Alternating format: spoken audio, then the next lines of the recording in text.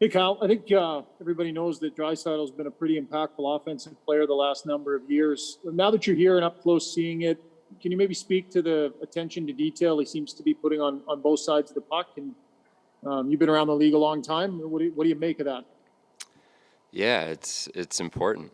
You know, he's obviously him and Connor are two of the best in the league offensively, and for him to be playing defensively as well as he is, and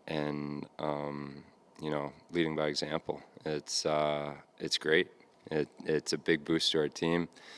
Him and Connor are both playing really well, and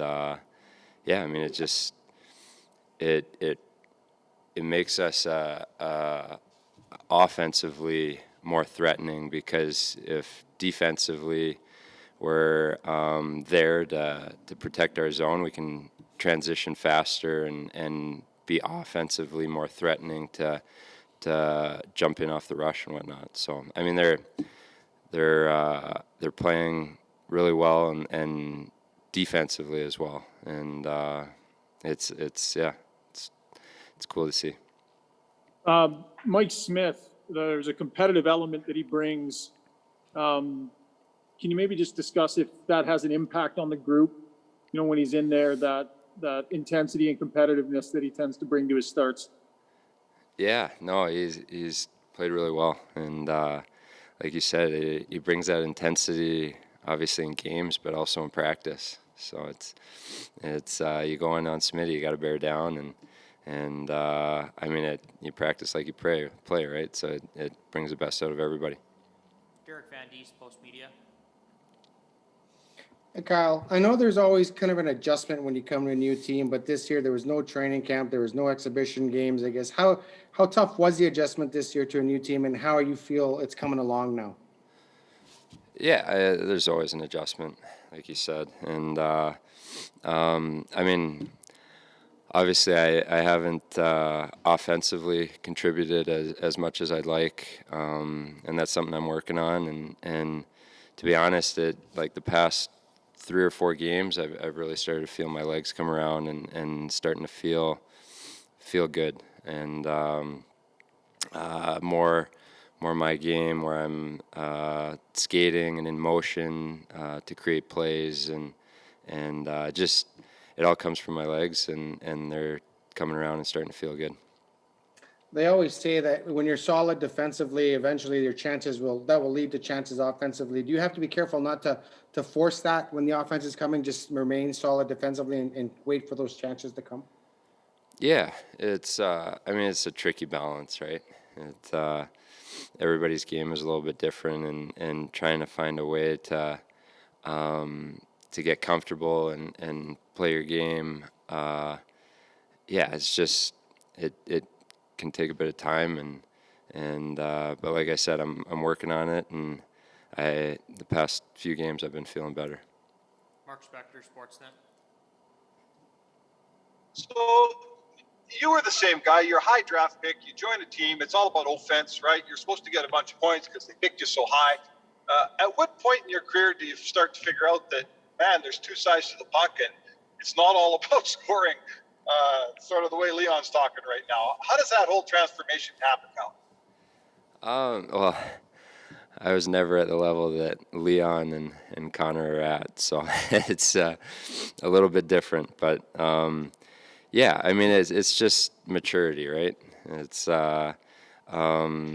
maturity in many forms, from a leadership standpoint and leading by example to play defensively strong, and not that they weren't playing defensively before, but just and then there's also, just as I think he said in the question before I got up here about just wanting to win, and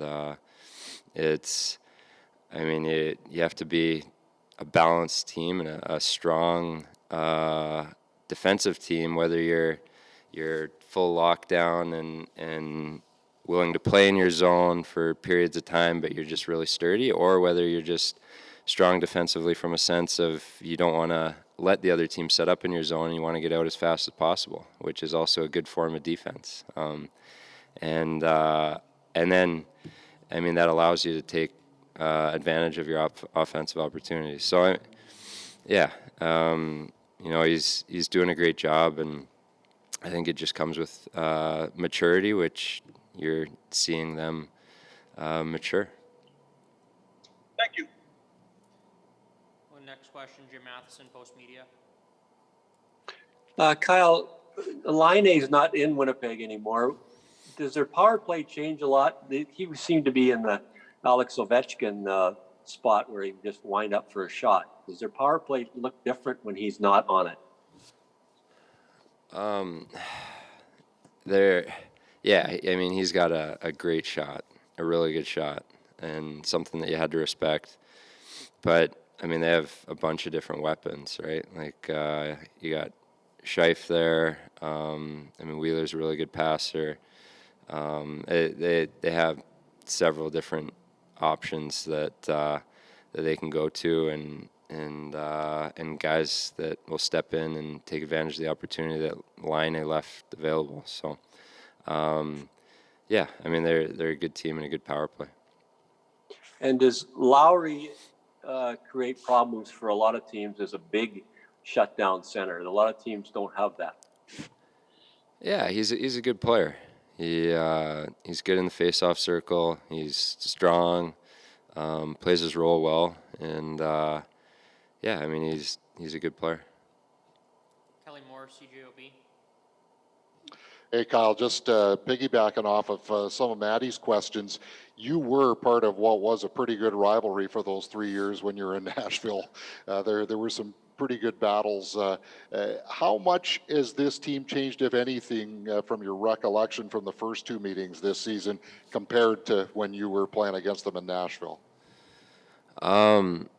There's obviously personnel changes and whatnot, but I mean, they still play the same style, fast, transition quick, offensively, they come at you hard, and there's a lot of pressure, not a lot of time. So, the rivalries in Nashville were great, and they're a fun team to play against. It's going to be a battle.